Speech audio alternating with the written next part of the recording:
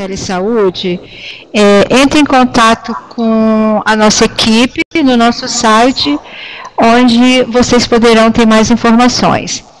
Essa web será gravada e vocês, por favor, divulguem aos colegas que não puderam assistir à web de hoje.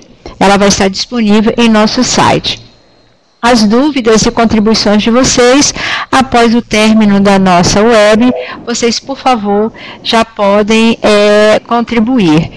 Estamos aguardando a presença da doutora Silvana Guache, que será a moderadora, junto com a doutora Cláudia Biasucci, na webconferência. Gostaríamos que vocês nos enviassem temas, né, para que possamos ofertar mais webs. Também temos um outro canal que disponibilizamos para vocês, que são as teleconsultorias. Em caso de dúvidas, por favor, é só enviar para as nossas telereguladoras. Está conosco aqui hoje a doutora Cláudia Biasucci. A doutora Cláudia, ela é mestre em doenças infecto-contagiosas e é a infectologista aqui do UCAM. Por favor, doutora Cláudia. Boa tarde para todos. A palestra de hoje é sobre H1N1, como reconhecer e tratar, né, na atenção primária de saúde. É um tema bastante importante, né, visto que nós estamos numa situação de uma prevalência elevada, né, de circulação desse vírus, mas independente disso, né, de atualmente se encontrarmos nessa situação, a questão de reconhecer as infecções respiratórias agudas, identificar a influenza como sendo uma das causadoras dessas doenças, ela tem uma questão importante, né, porque existem grupos, como eu vou mostrar para vocês, que têm realmente um risco maior de adoecimento, né, e mesmo de mortalidade referente à influenza. Então, esses pacientes vão chegar nas unidades básicas, né, então eles têm que saber ser identificados e serem tratados de forma adequada. Quando eu falo da infecção respiratória aguda, de uma maneira geral, é uma das infecções mais comuns no mundo.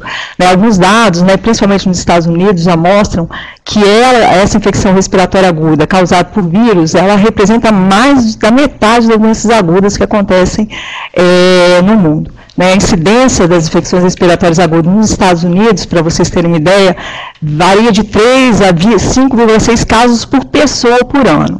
Então, é responsável por 30% a 50% das faltas no trabalho, quando acomete adultos, e de 60% a 80% das faltas escolares em crianças. Só que só 2/3 a 3/4, quer dizer, só não, 2/3 a 3/4 dessas infecções respiratórias agudas, elas são causadas por vírus. Mas aí, na verdade, é um contingente bastante amplo de vírus que causam isso, então a gente tem mais de 200 vírus que vão causar essas infecções respiratórias agudas, mas a que vai trazer maior impacto com relação à mortalidade realmente é a influenza. Segundo dados da Organização Mundial de Saúde, a influenza acomete o mundo, em torno de 1 bilhão de casos por ano, que representam esse 1 bilhão de casos, 5 a 10% dos adultos e 20 a 30% das crianças. Isso é uma estatística do mundo. É responsável por 3 a 5 milhões de casos graves no ano e leva, infelizmente, a óbito 250 mil a 500 mil pessoas por ano. Então, ela realmente tem um impacto muito importante com relação à mortalidade e a gente tem que descobrir, fazer um diagnóstico adequado e uma intervenção apropriada nesses casos. A questão da influenza, ela já é uma questão antiga, então, já desde 2000, já está implantado no país um programa de monitoramento do que a gente chama de síndrome gripal, que seriam justamente essas síndromes respiratórias. Então, existem, até 2010, 59 unidades sentinelas que estão distribuídas principalmente nas capitais brasileiras, que fazem justamente o monitoramento dos vírus que estão circulando naquela época. Então, isso é muito importante. Então, são colhidos 5 amostras de secreções de nasofaringe por semana nessas unidades sentinelas e são enviados esse material para o LACEN justamente para reconhecer quais são os vírus que estão circulando. Isso ajusta bastante, para a gente saber quais são os patógenos mais prevalentes daquele ano e ter intervenções mais adequadas. Então, esse rastreamento é para determinados grupos de viroses respiratórias, como a influenza, a parainfluenza, o adenovírus e o vírus respiratório sincicial. né? Essas mesmas unidades sentinelas, elas dão para a gente, então, esse panorama do que acontece no nosso país. Então, em 2015, o que a gente teve? A gente teve, na coleta de amostras respiratórias, 19.437 pessoas, né, foram processadas 87,5% das amostras, o que estava circulando, né, causando essas síndromes gripais, 22% eram vírus respiratórios. E quando a gente vai ver quem são esses vírus respiratórios, em 2015, 48% era influenza e os demais, né, a maior parte, eram os outros vírus que estavam circulando. Né? Do influenza que estava circulando em 2015, 54,4% dos casos era o H3N2. Né? Ao H1N1, no ano de 2015, foi responsável somente por 7,3% dos vírus circulantes daquele ano. Já a partir de 2006, né, a gente tem o registro da semana 9 de 2016, foram coletados 2.777 amostras respiratórias, processadas um pouco menos, né, 43% delas, e aqui, né, ainda representa esses 18,3% são vírus respiratórios, de uma maneira geral, e só que nesse ano, e levando em consideração que a gente ainda está no comecinho do ano, 51,8% das amostras eram influenza, e quando a gente vai olhar que 41,6% é H1N1, né, o que no ano passado representava muito pouco de todas as amostras, já no comecinho desse ano já é responsável por uma quantidade razoável de amostras respiratórias.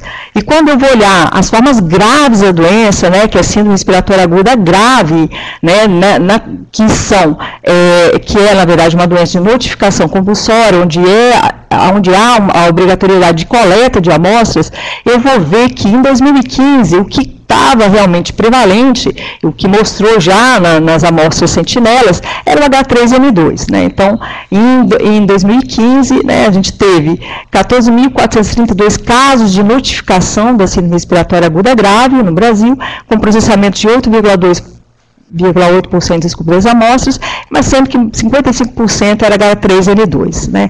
Nesse ano de 2015, ocorreram 175 óbitos relacionados à síndrome respiratória aguda grave, e desse 42,9% era H3N2, que era o que estava circulando. Quando a gente mostra os dados do começo agora do ano, né, dessa semana 9, né, de 2016, né, foram registrados, né, notificados a síndrome respiratória aguda grave, 1.189 casos no Brasil, né, 59,3% já foram processadas essa amostra, e quando a gente vai olhar a questão da influenza, a grande maioria 83,2%, são H1N1. Né, então, o que está circulando agora, no começo, e que está sendo responsável por uma parte da síndrome respiratória aguda grave, realmente é o H1N1. Quando eu pego os dados do Espírito Santo, de registros de 3 de janeiro a 18 de abril de 2016, né, foram notificados 117 casos de síndrome respiratória aguda grave, com confirmação de 17 casos por H1N1, e até a data de 18 de abril ocorreram 2 óbitos confirmados. Lembrar que, obviamente, que os dados ainda estão sendo averiguados, né, as amostras ainda estão sendo processadas, então esse número que eu apresento para vocês são os números confirmados, né, onde houve o isolamento, né, a identificação viral nessas amostras. Então, esses dados já mostram para a gente a importância do reconhecimento dessa infecção, né? A notificação ela serve para isso, para a gente conseguir dimensionar o que está acontecendo no nosso país, na nossa cidade, no nosso estado, para poder justamente ter aí condutas para minimizar, né, tratar essa população acometida. Bom, a influenza ela é um vírus, né, da família Orthomyxoviridae. Existem 3 tipos distintos de influenza. A gente tem influenza B, influenza C e influenza A. Isso é importante a gente saber, porque quando a gente vai ver a questão, por exemplo, da influenza C, que apesar de acometer humanos e porcos, ela raramente vai dar grandes números de casos, né? Então, se a gente for ver com relação aos registros, ela realmente não é de grande impacto. Já a influenza B e a influenza A são as que efetivamente vão causar doenças em humanos. A gente sabe que a influenza B ela só acomete pessoas, então isso acaba fazendo com que esse vírus ele não tenha ele seja um pouquinho mais estável, então as mutações que acontecem com ele eventualmente são mutações menores, então a gente nunca vai ver pandemias, né, questões de grande disseminação desse vírus por essa questão. E já o influenza A, ele sim é grande responsável por infecções de grande impacto, né? Ele pode acometer tanto humanos, aves, porcos, cavalos, gatos e cães, mas tem que lembrar que apesar dele poder acometer outras espécies, a transmissão da influenza é pessoa a pessoa. Então, uma pessoa doente é que vai passar para a outra, né? Existe, um RNA vírus, é uma partícula pleomórfica envelopada, e ela tem, principalmente a influenza A, duas proteínas de superfície, a hemaglutinina e a neuraminidase, a hemaglutinina que a gente chama de H, e a neuraminidase que a gente chama de N, que são responsáveis justamente por essa classificação que vocês tanto ouvem, H1N1, H3N2, justamente porque essas proteínas, essas glicoproteínas de superfície é que identificam esse vírus. Como eu falei para vocês, a influenza A, ela realmente tem um potencial maior de mutação, então ela tem uma questão de, quando sofre muitas mutações, de ter um caráter de disseminação muito mais importante. Não sei se vocês se lembram, né, da última grande epidemia da influenza A, que foi em 2009, mas ela tem, então, essa característica de poder acontecer essas multiplicações, né? Esse slide agora mostra justamente isso, que a gente tem dois padrões de mutações que podem acontecer, mutações pequenas, né, que normalmente acontecem em intervalos anuais, por isso que a nossa vacina ela é feita todo ano, porque cada ano é um vírus que minimamente sofreu algum tipo de mutação e que precisa, obviamente, ser feita uma vacina melhor para aquele vírus daquele ano, né, que você vai encontrar tanto para a influenza A quanto para a influenza B, e as grandes mutações que eventualmente podem acontecer na influenza A e que levam àquelas questões de pandemia, que isso acontece de anos em anos, né, ninguém sabe precisar muito bem, e que causam grande disseminação desse vírus. Com relação à transmissão da influenza, ela é uma infecção, né, de transmissão respiratória, ela tem um período de incubação de 1 a 4 dias, então é um período de incubação curto, e uma vez que a pessoa tenha esse vírus, ela vai excretar esse vírus durante algum tempo. Pacientes imunocompetentes adultos tendem a excretar esse vírus de 3 a 5 dias. Normalmente, essa fase de excreção ela começa um pouquinho antes do adoecimento, 24 horas antes, e permanece esses 3 e 5 dias desse adulto excretando. Criança, ela acaba excretando por mais tempo, então essa criança, uma vez infectada pelo vírus, ela permanece excretando esse vírus por 2 semanas.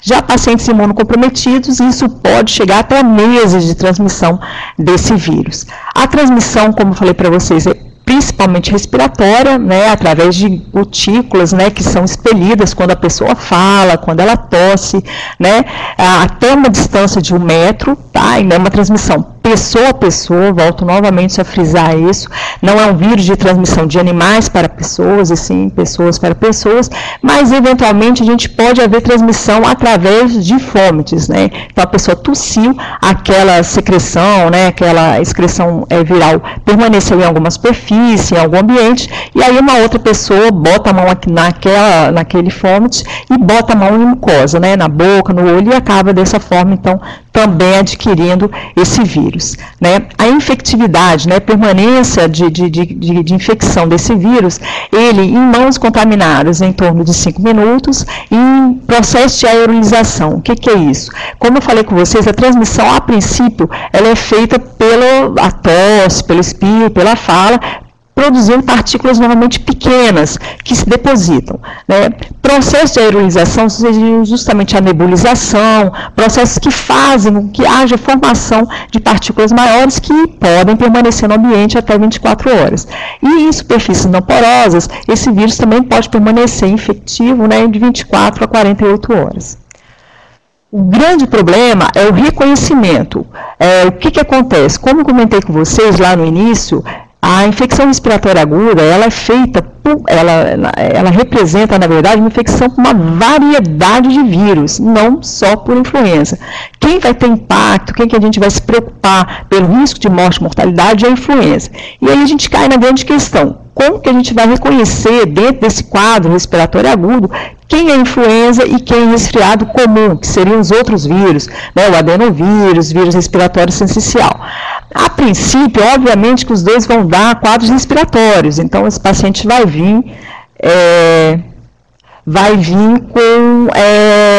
com queixas de tosse, de febre, mas a influenza, normalmente, ela tem um caráter mais sistêmico. Então, esse paciente, normalmente, ele vai ter uma febre mais alta, ele vai ter muita dinamia, muito cansaço e uma evolução mais prolongada. E volto a lembrar, é ela que vai causar casos mais graves. Há uma tendência da influenza de aparecimento nos períodos de outono e inverno. Não sei se vocês repararam nos slides anteriores, quando mostrou justamente a questão das sentinelas, né? No ano de 2015, vocês perceberam, há uma concentração maior nessa época, do outono e inverno. Por isso, da questão da vacinação ser feita antes desse época. Normalmente, o resfriado comum acontece todo ano, é normalmente uma infecção de menor porte, tem mais sintomas respiratórios e menos comprometimento sistêmico. Não dá para a gente fazer uma diferenciação de H1N1 das outras influenzas, tá? Aqui é um quadro de registro do próprio Sinan, naquela pandemia de 2009, onde foram justamente comparados o H1N1 com outro influenza que estava circulando na mesma época. Se vocês podem perceber, não há alteração. As prevalências são iguais, mialgia, coriza, dor de garganta. Então, não é um sintoma que vai dizer que é H1N1. Então, vai sugerir que a possibilidade de uma influenza, e é nisso que a gente vai poder se basear para começar a tratar, né, a fazer a conduta desse paciente. Tem dois grandes conceitos que a gente tem que ter com relação às infecções respiratórias agudas, de reconhecimento. Então, é a síndrome gripal aguda, que se caracteriza pela presença de febre, não precisa ser uma febre medida, é uma febre referida pelo paciente, vai ser considerado febre, mais tosse ou dor de garganta e mais um dos seguintes sintomas, ou uma cefaleia, ou mialgia ou artralgia. Crianças menores de 2 anos tendem a ter sintomas muito mais respiratórios, então vai ter a febre, lembrar que a febre é o grande parâmetro, mas vai ter a tosse, a coriza, a obstrução nasal. Já a síndrome respiratória aguda grave, já é uma classificação de uma evolução mais, obviamente, como o nome já diz, mais grave dessa doença. Então, aqui eu vou ter os sinais e sintomas da síndrome gripal aguda, então vou ter a febre, vou ter a tosse, ou dor de garganta, mais a cefaleia, mialgia, artralgia, mais com a gravidade. O que é isso? A presença de dispneia ou uma saturação de O2 menor que 95% no ambiente, sinais claros, né, no exame físico de desconforto respiratório, aumenta a frequência respiratória, uma piora de base desse paciente, ou uma hipotensão. Então, isso vai caracterizar uma síndrome respiratória aguda grave, que aí é uma indicação, né, de hospitalização e de uma intervenção mais rigorosa. Voltando então à questão da sintomatologia, a associação da febre e tosse, de uma maneira geral, ela identifica mais de 95% desses casos da síndrome gripal aguda, que é importante a gente reconhecer nesse primeiro momento, e lembrar que também que eu posso ter manifestações gastrointestinais no H1N1 e até em 40%. E também uma questão que a gente tem que lembrar que a maior parte das infecções por influenza, realmente, elas são doenças autolimitadas e normalmente tem uma evolução benigna. A exceção de grupos, que eu vou falar um pouquinho mais para frente, onde há um risco maior de mortalidade, né, e de adoecimento. Eu vou começar a ficar preocupado com aquele paciente que está tossindo, que está com febre, que está com cefaleia, se ele apresentar alguns sinais de agravamento ou de pior do estado clínico, né, que vai sugerir para mim que ele está evoluindo para aquela síndrome respiratória aguda grave. Então, há um aparecimento de dispneia, taquipneia, hipoxemia, uma persistência, isso é importante a gente lembrar, o aumento da febre por mais de 3 dias, a febre da influenza, ela normalmente perdura somente por 3 dias, se isso permanecer ou aumentar, isso pode indicar até complicações relacionadas à influenza, como a própria pneumonite do vírus, uma pneumonia bacteriana, exacerbação de uma doença, então o paciente já tem uma DPOC, aquilo piora, uma cardiopatia, aquilo piora, e isso vai vai sugerir para mim uma evolução desfavorável, né? Aparecimento de insuficiência renal aguda, uma miosite com uma CPK aumentada, mais de 2, 3 vezes, alteração do sensório, então esse paciente começa a ficar sonolento, alguma alteração do nível de consciência, exacerbação de sintomas gastrointestinais, e aí tome um pouco de cuidado, é mais em crianças, né? Lembrar que um pouquinho de diarreia você pode observar em adultos, e isso não sinaliza para a gente gravidade, e obviamente uma evolução para a desidratação desses quadros. Né? Lembrar que a influenza por si só, ela já é um problema, ela pode causar por si só um quadro mais grave, né, uma pneumonia viral, mas ela também pode ser um fator, né, que vai ajudar ao aparecimento de infecções bacterianas. Né? Nesse quadro tem a fisiopatogenia, onde há a lesão do tecido respiratório pelo vírus, que, né, levando a uma pneumonia viral ou com aí uma infecção bacteriana secundária em cima dessas lesões, causando infecções também graves, né, com pneumonias bacterianas, que podem, obviamente, se não tratadas, levarem a óbito. Né? Então, as complicações que a gente pode observar com a infecção por influenza são as infecções bacterianas, pneumonias principalmente, complicação do próprio vírus, a pneumonia viral, e a exacerbação da doença de base, especialmente pulmonar e cardíaca. E aí também vai um adendo que a gente tem que tomar um pouquinho de cuidado, porque pode haver comprometimento, principalmente pacientes cardíacos, piores desses quadros cardíacos, e o paciente não tem um comprometimento pulmonar importante concomitante. Então, lembrar que a exacerbação da doença de base também é um parâmetro, também infelizmente pode levar ao óbito desses pacientes. Então, sempre monitorar pacientes que a princípio parecem estarem evoluindo de forma adequada, sempre reconhecer grupos, né, que de antemão que tem maior risco de complicação, esse sim a gente precisa monitorar mais de perto e intervir, né, de forma adequada. Né? E lembrar sempre que, se não houver melhora nas 48 horas do início do antiviral, né, se houver persistência de febre por mais de 4 dias, qualquer piora do quadro clínico e reinício da febre, isso sugere bastante a presença de complicação. Né, aqui são as complicações mais importantes, a pneumonia bacteriana, os principais agentes pneumococo, influenza aureus, né, lembrar dessa modificação um pouquinho dos padrões de principais agentes, né, na hora de for fazer cobertura antimicrobiana para isso, uma mortalidade que pode ser de 7 a 24%, a pneumonia viral, que normalmente se inicia nas primeiras 48 horas de febre, né, padrão radiológico é um pouco complicado, apesar da gente aprender que padrões intersticiais estarem mais relacionados a vírus, condensação para bactérias, a gente tem que ter um pouquinho de cuidado, porque a gente pode ter apresentações não tão típicas assim, tanto infecções bacterianas quanto virais. E a pneumonia viral tem uma alta taxa de mortalidade de 40%. O diagnóstico etiológico, ele na verdade, ele acaba ficando para aqueles casos onde há agravamento, né, da doença, então os quadros de síndrome respiratória aguda grave, esses sim, eles são de notificação compulsória e devem ser coletados amostras para efetivamente fazer o diagnóstico etiológico, mas o que a gente faz na prática é um reconhecimento da síndrome gripal, né, uma avaliação do potencial de risco daquele paciente, então, se ele tem algum sinal de gravidade, ou se ele faz parte de grupos de maior risco, e a partir daí começar tratamento, fazer encaminhamentos para internação, se ele apresentar algum quadro realmente de piora. Né? Os exames específicos, o hemograma muito pouco nos ajuda, pode dar uma leucocitose, leucopenia, neutrofilia, então realmente, como exame para nos orientar, pouco vai trazer de recurso. Com relação à bioquímica, ela está mais para avaliação da gravidade do que também para a gente conseguir fazer diagnóstico. Né? O diagnóstico da síndrome são diagnósticos clínicos, né? A gente tem que sempre bater nessa tecla. O raio-x de tórax, como eu falei com vocês, pode ter esse intersticial, difuso localizado, presença de condensação, ele vai sinalizar também gravidade, então possibilidade de pneumonite pelo próprio vírus ou infecções bacterianas secundárias.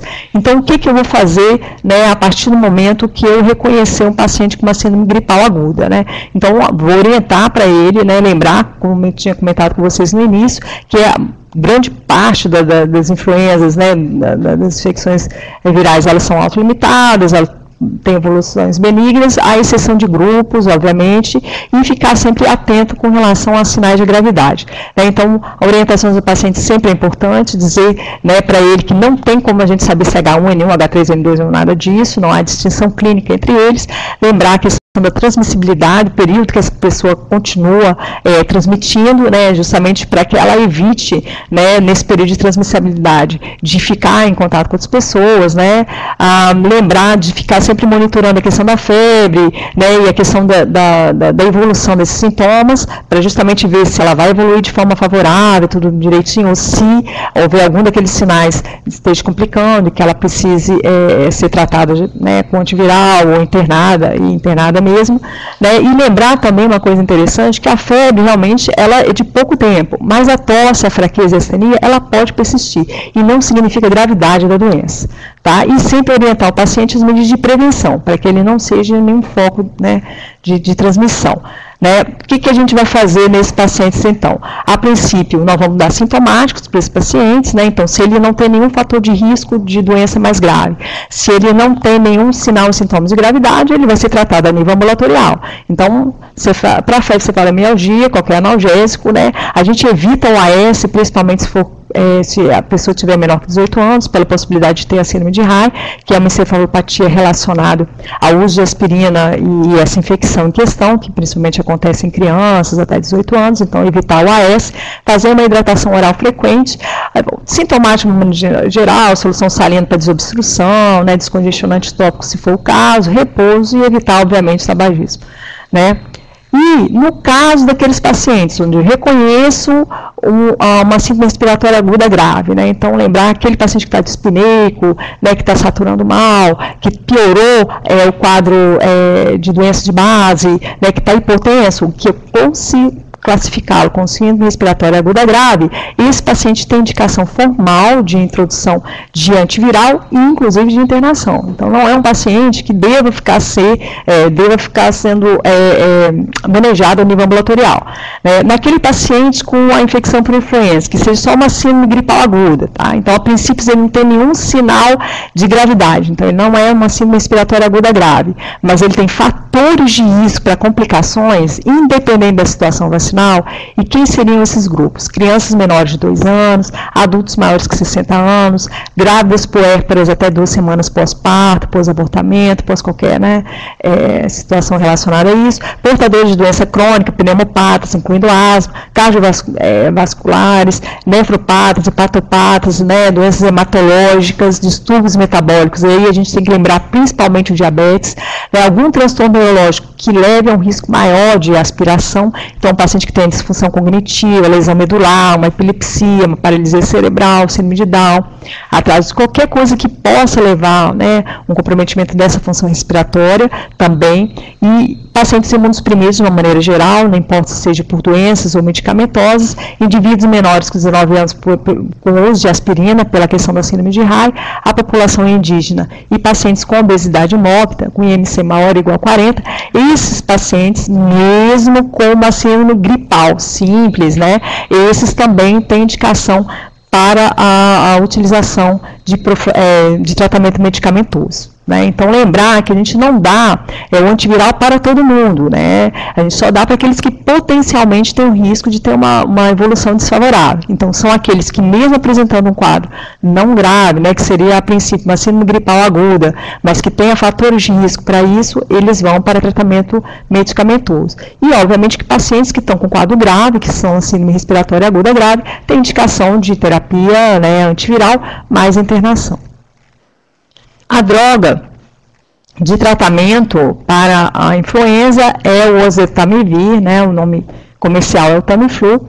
A gente tem também uma outra droga, Zanamivir, mas ela é só utilizada na exceção, né? Então, a droga de utilização de primeira escolha seria o oseltamivir, e aí vai ter a questão, obviamente, da posologia de acordo com a faixa etária, com o peso do paciente, né, e aqui, então, tem uma tabela que está no próprio manualzinho do Ministério, né, de tratamento de influenza, mostrando as posologias. Então, o Zanamivir, ele eventualmente só é utilizado se, por algum motivo, aquele paciente não pode usar o Tamiflu, né.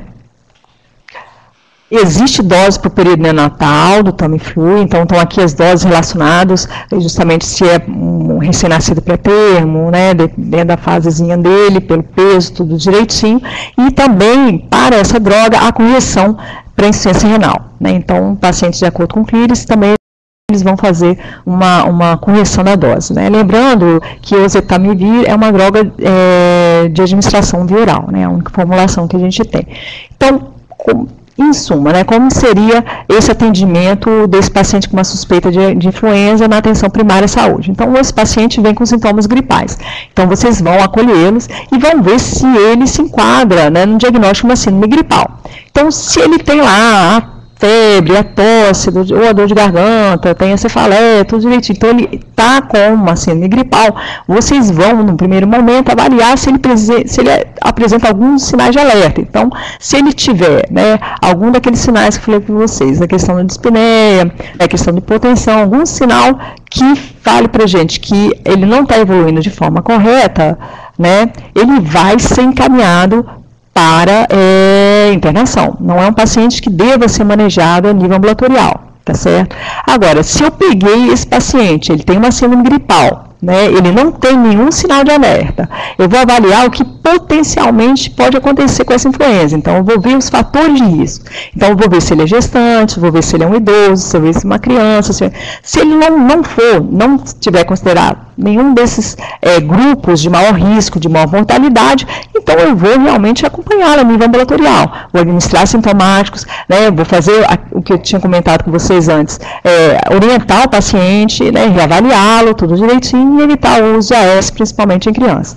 Agora, se ele estiver presente, né, em algum daqueles grupos, né, que eu mencionei para vocês, aí ele tem indicação de terapia medicamentosa, tá? Então ele vai para o oseltamivir e ele vai ser acompanhado mais de perto, porque potencialmente ele tem um risco maior de complicar. Né? Então, lembrar sempre das orientações gerais e sobre sinais de alerta para o paciente, para os contatos, né? Justamente para eles estarem sempre, né, mesmo aparentemente uma síndrome gripal que está evoluindo bem, qualquer sinal de alerta tem que ser reavaliado, né? Então isso é super importante. Então aqui está no quadrinho sinais de alerta, taquipneia, batimento de ar de nariz, agravamento de sinais e sintomas iniciais, alteração do nível de consciência, queda do estado geral, hipotensão, febre persistente. Então tudo isso vai dizer para mim que as coisas não estão evoluindo de forma correta e que esse paciente tem que ser, obviamente, não só tratado com o antiviral, mas também o ambiente de tratamento dele tem que ser o ambiente hospitalar. Né, os fatores de risco também aqui colocados, e lembrar que a orientação ela é fundamental, né, fundamental para isso. Né. A síndrome respiratória aguda grave, como falei com vocês, então, iniciar imediatamente terapia de suporte, com hidratação venosa, oxigenoterapia, internar, começar a medicação, coletar amostras respiratórias para exame laboratorial e notificar. Lembrar que a síndrome respiratória aguda grave é de notificação compulsória, a síndrome gripal aguda não. Com relação à prevenção, acredito que ela seja tão importante quanto o próprio tratamento, né? Então, a gente tem algumas coisas que a gente pode fazer para evitar esse tipo de infecção, né? Desde as medidas mais básicas e que funcionam, que é justamente a questão comportamental. Então, higienização das mãos, utilizar a lente descartável na higiene nasal, cobrir o nariz e a boca ao tossir, né, não compartilhar objetos pessoais, manter ambientes ventilados, evitar contatos com suspeita de influenza, né, quem está, né, transmitindo, evitar de ficar saindo de casa, indo, né, entrando em contato com outras pessoas, evitar aglomerações em ambientes fechados e, obviamente, adotar hábitos saudáveis, alimentação e ingestão de líquido. Né, outra grande arma que a gente tem de prevenção, que é muito boa, que é a vacina, ela está aí para justamente ser feita, né, então, desde, se eu não estou enganado, 99, alguma coisa desse tipo, começou a vacinação, a princípio idosos, a faixa era maior que 65 anos, agora a gente tem um grupo para vacinar muito maior, né, então se estendeu isso ao longo dos anos, justamente mirando esse grupo de maior risco, de maior mortalidade. Então, esses grupos aqui, a idade entre 6 meses e 5 anos, porque a vacina não pode ser feita com menores de 6 meses, né, a trivalente, o maior igual a 60 anos, pacientes com doenças crônicas, né, de uma maneira geral, pacientes obesos, gestantes e puérperas 45 dias após parto, indígenas, população privada de liberdade, adolescentes e jovens de 12 a 21 anos, sob medidas socioeducativas, são os grupos aumentados para a influenza. Então, eles devem ser vacinados, né, com a vacina disponibilizada pelo governo. E, obviamente, que as pessoas que têm contato direto com eles também devem ser vacinadas. Então, nesses grupos, os profissionais profissionais de saúde, os cuidadores, e os funcionários do sistema prisional que estão em contato com essa população privada e esses adolescentes de medidas socioeducativas, né? A cobertura vacinal do Brasil vem melhorando ao longo dos anos e a gente tem que manter isso. Então, o estímulo à vacinação ela é fundamental, né? Sempre as metas são mais de 80% de vacinação, então a gente tem que manter isso, né? Que é um quadro justamente dos grupos de populações e as vacinações ao longo dos anos, né? Em alguns momentos, lá no início gestante, a cobertura vacinal não era tão adequada, ela foi aumentando ao longo dos anos. Então, lembrar que isso é fundamental, né? A prevenção, ela é fundamental para isso. O que a gente tem de vacina, que a vacina do governo é uma vacina trivalente, inativada, isso é muito bom ser frisado. O vírus está aí morto, ele não está vivo, então não há chance daquela pessoa adoecer por causa da vacina, de uma reativação de vírus, já que o que está sendo administrado é um vírus morto, né? O que está nessa vacina são, na verdade, como é trivalente, são 3 tipos de vírus, então são 2 sorotipos de A, né? Um sorotipo é o H1N1, que é justamente esse, né, que está circulando maior número nesse ano, né, o H3N2, e um sorotipo B também. É uma vacinação anual, isso também é importante a gente lembrar, porque a persistência dessa imunidade, ela não vai além disso, então a gente precisa realmente fazer todo ano, e lembrar que também tinha comentado com vocês que todo ano, né, pode haver mutações desses vírus, eles podem sofrer, mesmo que sejam pequenas mutações, e aí precisa ser adequado à vacina daquele ano, daquele vírus vigente. Então, lembrar sempre disso. Ela é uma vacinação intramuscular, né, só pode ser dada a partir de 6 meses de idade, né, e a partir dos 9 anos, somente uma dose, né. Abaixo disso, é necessário fazer 2 doses quando é a primeira vacinação dessas crianças. A vacinação da gestante, lembrar que ela tem um impacto não só para a gestante, que é um grupo importante com relação à mortalidade, mas ela também tem impacto na proteção desses primeiros meses de vida dessa criança, visto que essa criança, até os 6 meses de idade, não pode ser vacinada por essa vacina, né? E a vacina mostrou, vários trabalhos mostram, que uma redução expressiva no número de hospitalizações por pneumonia, dependendo do trabalho, isso vai de 32% a 45%, em termos de mortalidade, de 39% a 75%, e 50% das doenças relacionadas à influenza. Então, ela realmente é eficaz e traz benefícios para a população. A única contraindicação formal é uma reação anafilática, né, que possa ter já a doses anteriores, ou alergia grave a ovo de galinha, que já que esse é o meio no qual se é feito a vacina, né? E uma outra prevenção que não deve ser utilizada de forma rotineira, realmente em casos bastante específicos, seria a prevenção com a própria utilização da medicação, que é o Zetamivir, né? Nesse caso, ele só deve ser feito para aquelas populações realmente de risco, né, que se expuseram ao vírus num período curto, nas últimas 48 horas, porque também depois disso já não é mais uma prevenção, e somente naqueles que não fizeram a vacina, porque isso aqui é pessoa já é vacinada, e esse tipo de prevenção também não é uma prevenção que deva ser orientada, né? E lembrar que também que a vacinação em dia, porque se a pessoa foi vacinada e tem menos de 15 dias, obviamente que ela não tem a vacinação ainda como fator de proteção para essa exposição que ela venha a ter, né? Então, aqui normalmente trabalhadores de saúde, profissionais de laboratório e pacientes com risco importante, que é aquele grupo que eu mostrei para vocês, para as doenças mais graves, né? E a posologia é um pouco diferente, apesar do remédio ser um pouco diferente, o remédio ser o mesmo, né? São 10 dias, dose menor e tudo mais. Aqui também estão as posologias de acordo com peso, tudo certinho, né? E a aplicação para a equipe, né, que está lá atendendo os pacientes de uma maneira geral na unidade básica, lembrar que a precaução importante é a vacinação. Então, o que deve ser feito para prevenir? A primeira coisa é a vacinação, né, para a influenza. Obviamente que a higienização frequente de mãos, né, o reconhecimento, se tiver alguém tossindo no ambiente, de colocar máscara naquela pessoa, e a utilização racional, né, desse equipamento de proteção individual, de acordo com a exposição que a pessoa tiver naquele momento, né? Todas essas informações que eu passei para vocês estão no protocolo de tratamento de influenza de 2015, né, do Ministério da Saúde, né, estão lá doses, as indicações, os grupos de riscos, né, para vocês poderem manusear de forma adequada pacientes que se apresentem com uma síndrome gripal ou aguda ou uma síndrome respiratória aguda grave. Lembre que o síndrome respiratória aguda grave não é uma coisa com o hospital, né, o que a gente vai manusear na unidade básica são as síndromes gripais agudas e avaliar sempre a questão de grupos de risco e sinais de gravidade que faz com que eu deva pensar em internar esse paciente e medidas referentes a isso. Né? Bom, é sobre isso que gostaria de falar com vocês.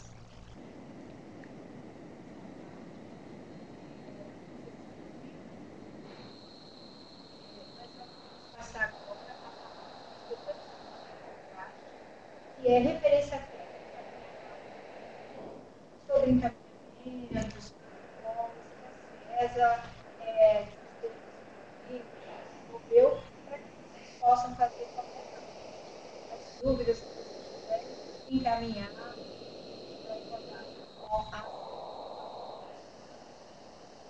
tarde. A aula da Cláudia foi bem explicativa.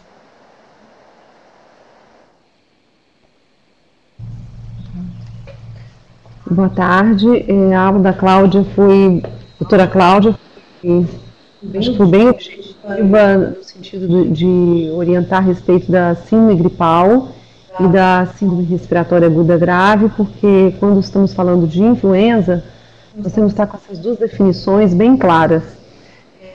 A questão dos encaminhamentos, a primeira coisa que eu gostaria de dizer é que o protocolo também já está na página da Secretaria de Estado da Saúde, um banner, informações sobre influenza, sobre gripe, então o acesso também pode ser pela página da Secretaria de Estado da Saúde. E o nosso laboratório central também disponibilizou um pequeno protocolo de coleta de material para que fique bem claro como realizar essa coleta, de que forma encaminhar para o LACEN, os dias que dias que o LACEN está recebendo essas amostras, que na verdade são todos os dias da semana, feriados e finais de semana, durante o dia, de 8 às 16, o LACEN está disponível para receber o material que é a secreção de nasofaringe. A questão dos encaminhamentos, então, a síndrome gripal, nós trabalhamos só de forma sentinela. Então, esse paciente, ele vai ser cuidado, como foi dito pela Cláudia, mas na questão específica dos encaminhamentos em termos de saúde pública, nós trabalhamos só de forma sentinela, então esses pacientes também são acompanhados na unidade de saúde aqui na nossa capital, mas não fazemos notificação desses casos de síndrome gripal. Agora, a síndrome respiratória aguda grave, ela deve ser notificada, se está preenchendo os critérios de definição de caso, no Sinam Influenza Web, pelo município. Então, o município recebe a notificação via hospital, porque esse paciente, ele, segundo o critério de definição, ele está internado, né, paciente grave. Então, ele é notificado, o município também pode fazer uma busca nos seus hospitais, para ver se tem casos que preenchem essa definição de caso, e conversar com a equipe que está assistindo ao paciente. E aí, esse paciente, ele é notificado, e a partir do momento que ele é notificado web pelo município, ele começa a fazer parte desse grande grupo de síndrome respiratória, então ele vai ser monitorado pelo município, pela sua região e pela Secretaria de Estado, e assim como também pelo Ministério da Saúde. Então, a partir do momento que ele é inserido, ele acaba sendo visualizado por todo esse caminho de município até Ministério, até a nossa unidade maior, que é o Ministério da Saúde. Bem, então nós temos vários enfrentamentos da influenza.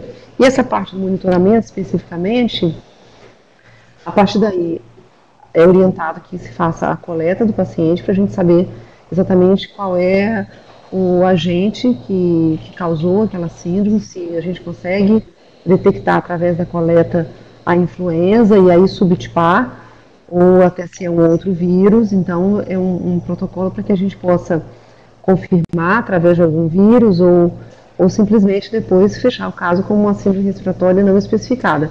Mas temos que fazer todo esse trabalho em torno de coleta para saber qual é o agente que está circulando entre os nossos pacientes graves respiratórios.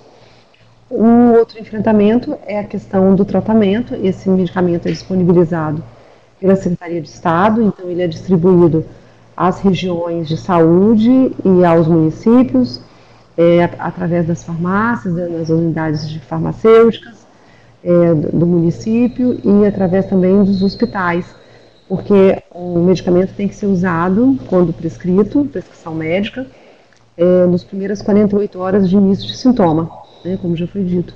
Então é necessário que ele esteja de uma forma rápida, acessível aos profissionais que estão assistindo esse paciente, para que o paciente tenha acesso o mais rápido possível. Então, esse monitoramento, nós fazemos uma análise depois desses casos, quem são os nossos pacientes que estão adoecendo, se eles estão respondendo ao medicamento, a evolução desse paciente. E uma outra frente também de trabalho importante é a questão da prevenção, que é a imunização. Inclusive, já começou a vacinação na segunda-feira dessa semana, no dia 20, começou a imunização para puérperas, gestantes e profissionais de saúde em todo o estado.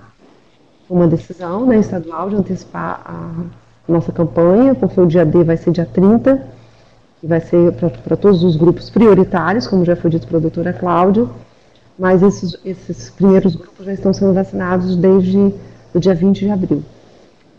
E uma outra questão é a questão de enfrentamento, é a questão da assistência, né? Que todo o trabalho, que é a divulgação através da assistência, que é exatamente, por exemplo, essa aula que a doutora Cláudia deu, tentando alertar os profissionais para as coisas mais importantes da doença, de que forma que a gente deve definir os quadros, pensar na questão do agravamento da síndrome gripal, para que isso esteja presente na cabeça das equipes de assistência. Não esquecer da doença, principalmente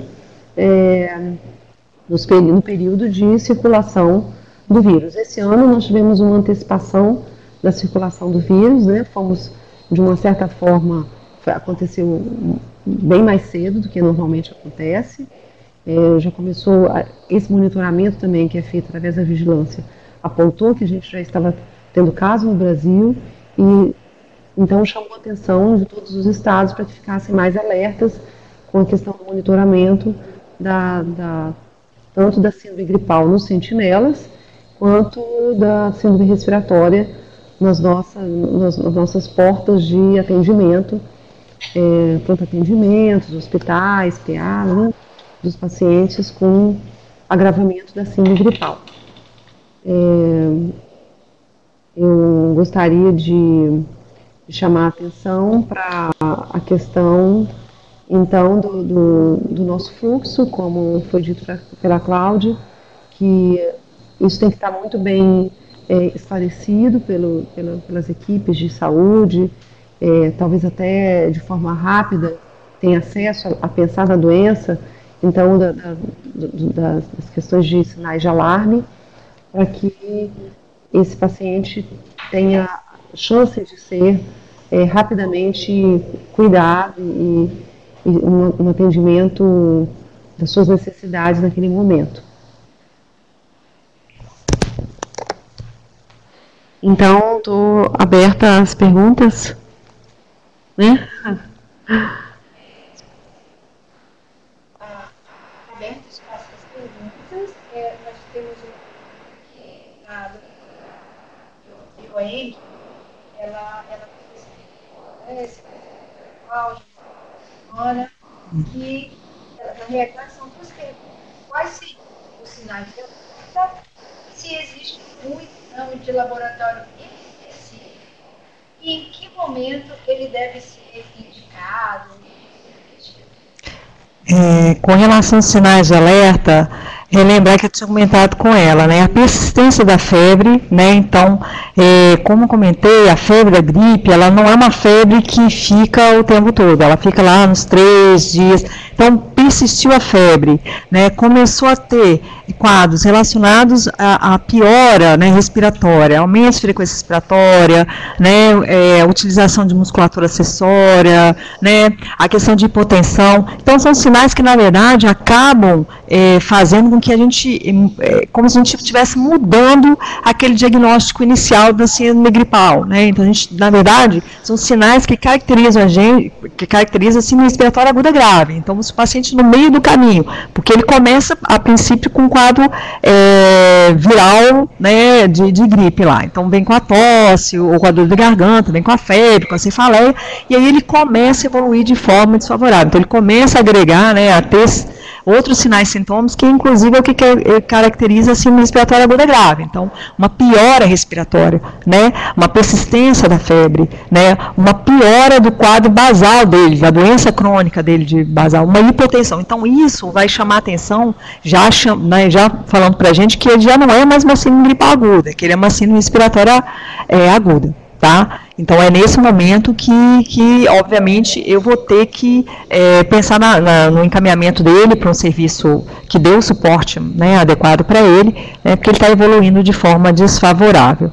Tá certo? Com relação aos exames, exame específico exame de identificação de vírus, né, que é o RT-PCR, que só é feito nos casos graves. Então, a gente tem que lembrar que, num primeiro momento, o reconhecimento da síndrome gripal, ele é um diagnóstico clínico. Então, eu vou examinar o paciente, eu vou enquadrá-lo nessa síndrome gripal, eu vou ver se eu preciso me preocupar, porque se ele faz parte ou não de algum grupo de maior risco, porque se ele fizer parte, ele vai para tratamento. Eu não estou dizendo que ele vai para a internação. O que sinaliza a internação são sinais de alarme, a evolução desfavorável.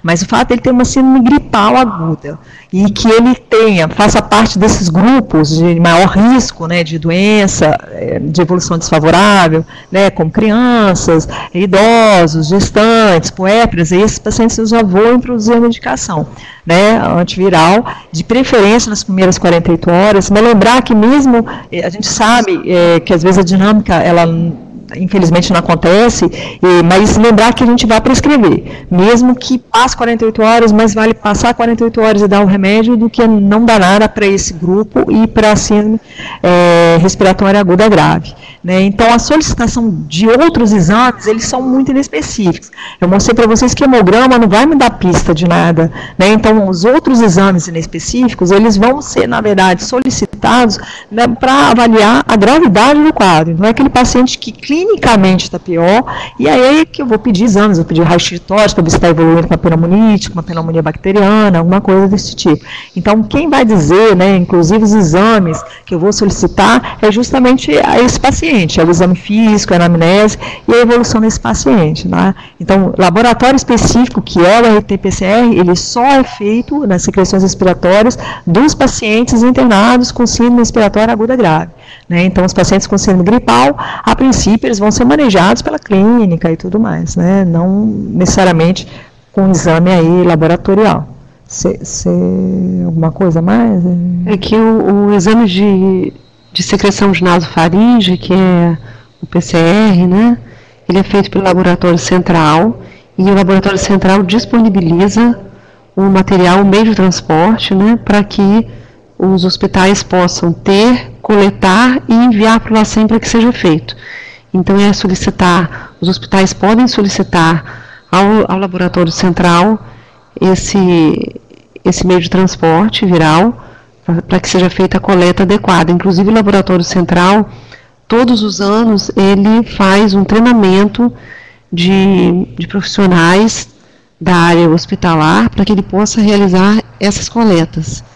Inclusive, vai ter um treinamento no dia 28 de abril. Então, se as regionais de saúde estão levantando por região quem são os hospitais que estão com necessidade de profissionais para realizar a coleta, se tem poucos profissionais ou se não tem nenhum profissional nesse momento treinado em alguns hospitais do estado, para que seja feito esse treinamento junto ao LACEN. É o LACEN que faz esse treinamento. Mais alguém gostaria de mais alguma pergunta ou não?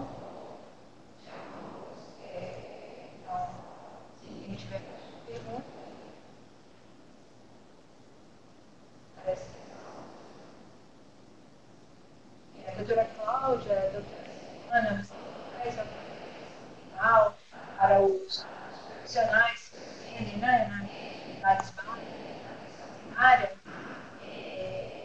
as últimas ações,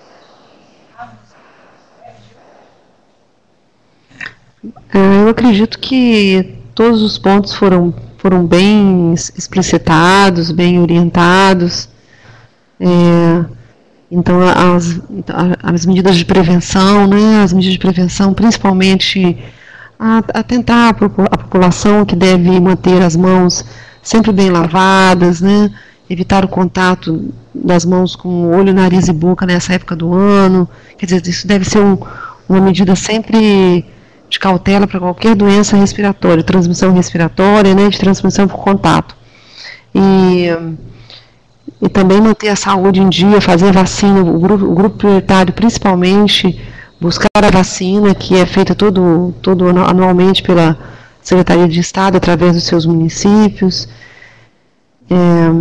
Eu acho que é isso. A Joelma, é lá de Laranja, e ela está querendo saber se tem algum site do equipamento que podemos encaminhar, ou que elas podem encaminhar, né, para a Secretaria para verificação. Algum lugar na Secretaria sobre esse equipamento que eles possam estar acessando e ter maiores informações. Pode entrar em contato direto com o Laboratório Central, o LACEN.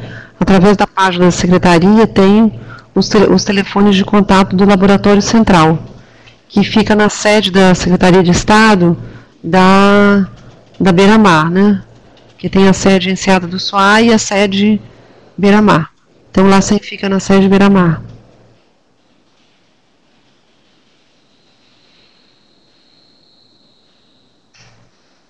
A Joelma, vamos aguardar só um pouquinho enquanto está acontecendo.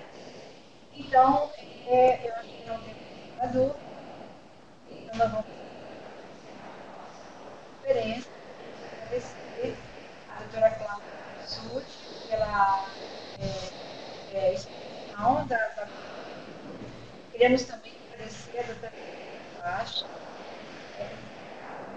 a César, e gostaríamos, né, de informar também de que vocês divulguem para os colegas de vocês que não puderam assistir essa web, que ela estará disponível em destaque no nosso site, que foi uma web muito esclarecedora, muito importante esse momento. E qualquer outra dúvida do técnico, use o canal também de teleconsultoria, que nossos reguladores estarão fazendo o encaminhamento devido. Então, nós queremos agradecer a presença de vocês, das duas palestrantes e moderadora. Muito obrigada e uma boa tarde para vocês. Boa tarde.